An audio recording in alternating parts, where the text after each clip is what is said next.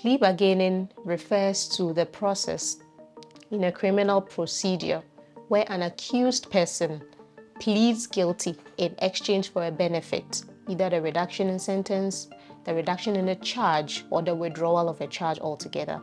Now, plea negotiations refer to all of the discussions that occur between the accused person or his lawyer and the prosecution prior to the conclusion of a plea agreement. So there are three types of plea bargaining. The first is charge bargaining, where the focus is on the charge to be proffered against the accused person. The second is sentence bargaining, where the focus is on the sentence to be imposed on an accused person. And the last is fact bargaining, where the focus is on the facts that are to be presented before the court.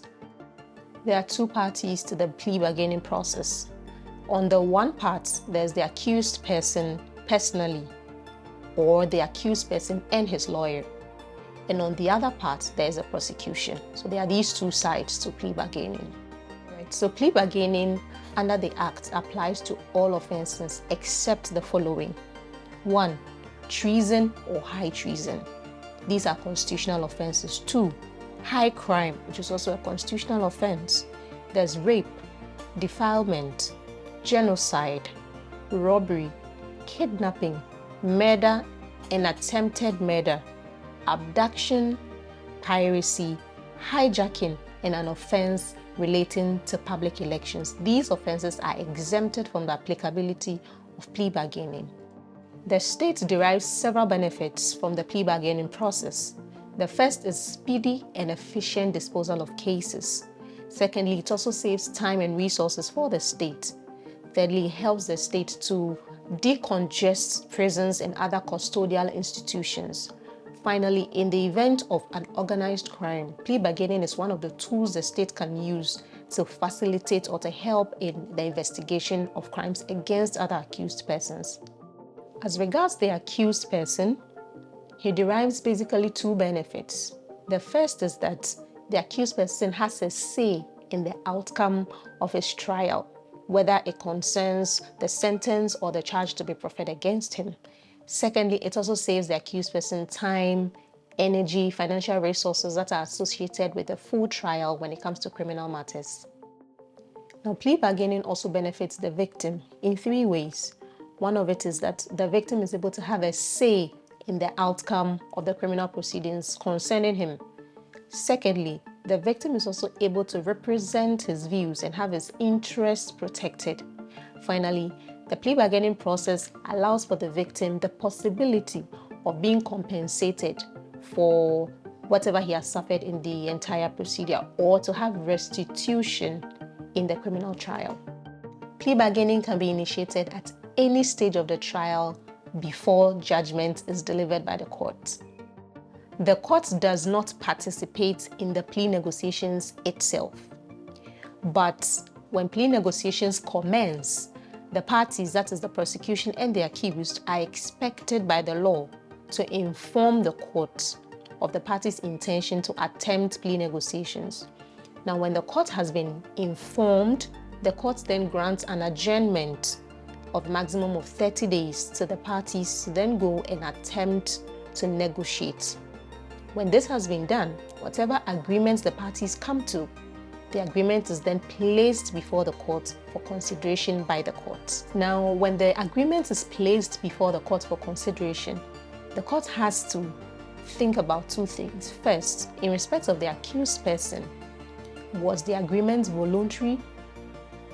That is, the court is supposed to satisfy himself whether the accused person entered into that agreement of his own free will. Secondly, the court is supposed to satisfy itself as to the state of mind of the accused person at the time of entering the agreement. Was the accused person of a sound mind? Finally, the court is supposed to satisfy itself as to whether there were facts that substantiate the charges or facts that underpin the charges. Now, when this has been done in respect of the victim or the complainant, the court also considers whether the victim or the complainant has any objection to the agreement. When these two have been duly considered by the court then moves to the substance of the agreement itself. If the court intends to accept the agreement, the court is entitled to do so. And when that has been done, the court will then consider the sentence that has been recommended in the agreement. If the court decides to reject the agreement, the judge would give reasons for the said rejection and then make an order for the trial of the accused person.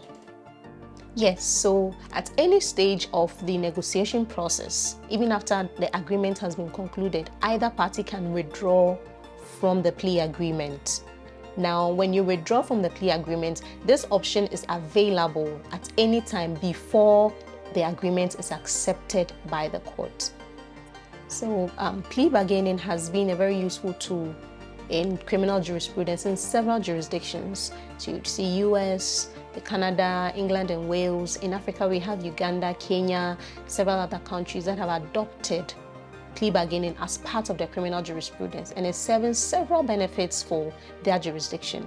Now, the time is ripe for Ghana to also adopt plea bargaining because our criminal justice system is beset with a lot of challenges that can be remedied through the proper use of plea bargaining as an entire procedure in our criminal jurisprudence.